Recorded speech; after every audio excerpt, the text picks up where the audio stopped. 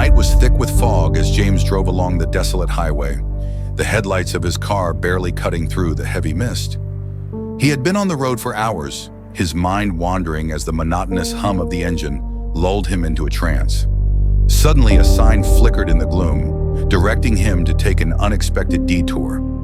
Curiosity piqued, he followed the winding road, unsure of what lay ahead. As he emerged from the fog, the scenery shifted dramatically. Before him sprawled a small town, its charm almost too perfect to be real. Quaint houses lined the streets, their white picket fences gleaming under the soft glow of streetlights.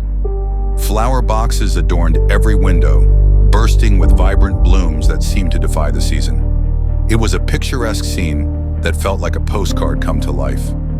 James parked his car and stepped out, the cool night air wrapping around him like a shroud. He took a deep breath, trying to shake off the lingering unease that had settled in his stomach. As he walked down the cobblestone path, he noticed the townsfolk emerging from their homes, their faces illuminated by the warm light spilling from the windows. They greeted him with wide smiles and friendly waves, calling him by name. "Welcome back, James," a woman exclaimed, her voice cheerful and bright. "We've missed you." James felt a chill run down his spine. He had never been here before.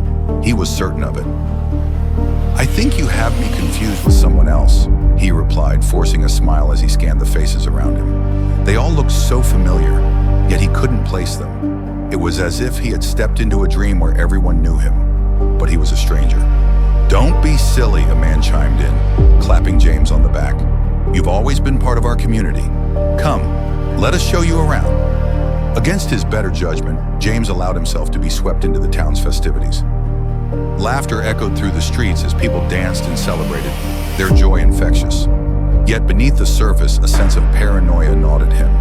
The more he interacted with the townsfolk, the more he felt like an outsider in a world that was not his own. As the night wore on, James noticed peculiarities that deepened his unease.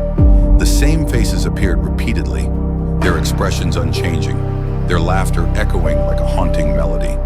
He caught snippets of conversations that made no sense, fragments of memories that felt like they belonged to someone else. "Remember the last time you helped us?" a man asked, his eyes glinting with an unsettling familiarity. "You saved the harvest." James's heart raced. He had never saved a harvest. He was just a traveler passing through, yet the town seemed to weave a narrative around him, pulling him deeper into its web of illusion. The fog outside thickened, wrapping the town in an impenetrable veil, as if the world beyond had vanished. Panic surged within him, and he excused himself from the gathering, retreating to his car.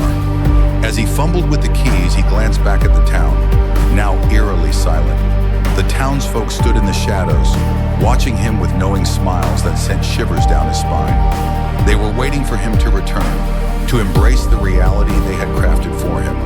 With a surge of adrenaline, James turned the ignition and sped away, the fog swallowing the town behind him. But as he drove, he couldn't shake the feeling that he had left a part of himself behind, a piece of his identity that the town had claimed as its own.